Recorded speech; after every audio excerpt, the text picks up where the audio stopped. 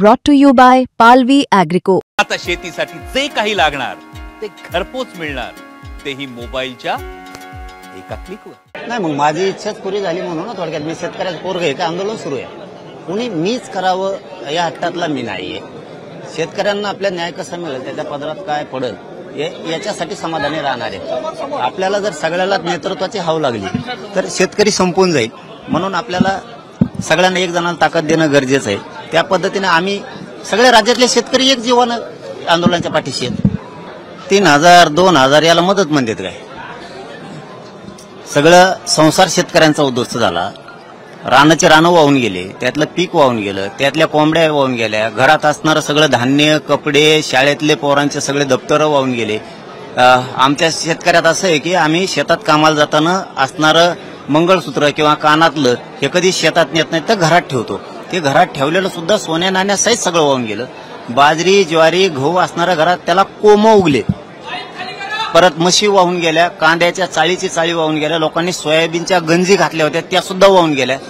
तुम्ही भरपाई देताय काय? आम्हाला 100% भरपाई पाहिजे, या मतावरती आम्ही ठाम आहे. समजा सकारात्मक निर्णय झाला नाही तर इथून पुढे जे रेल रोको होईल किंवा इतर आंदोलन होईल त्यामध्ये तुम्ही सहभागी असणार नाही. आता ते आज चाललेत, जर तरला आजच उत्तर देऊन बरोबर नाही. आज ते चाललेत, त्यांचं ठरलंय जायचं सगळ्या त्यांच्या समितीचं. आज काय निर्णय होईल महाराष्ट्र बघलच ना. सरकार हे शेतकरी संपवण्याचं कार्य करते आहे असं आरोप होत आहे, काय वाटतं तुम्हाला? कोण म्हणतंय? सरकार शेतकऱ्याला संपवण्याचं काम करते आहे, कारण शेतकऱ्यांचे हेडसाण एवढे होत आहे पण सरकार लक्ष देत नाही. सरकारने चांगलं केलं का शेतकऱ्याचं? 70 वर्षात 75 वर्षात केलंच नाही ना. शेतकरी जितका लुटता येईल तितकं लुटण्याचं काम प्रत्येकाकडून झालं हे ना.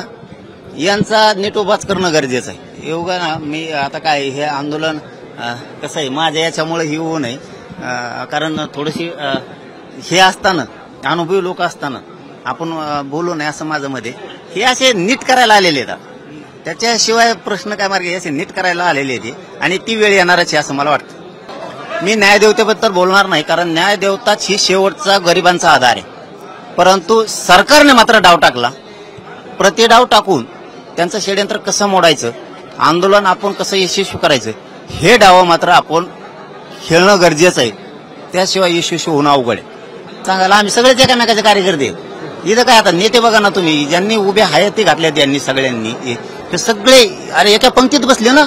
याच्यापेक्षा राज्याला काय संदेश पाहिजे?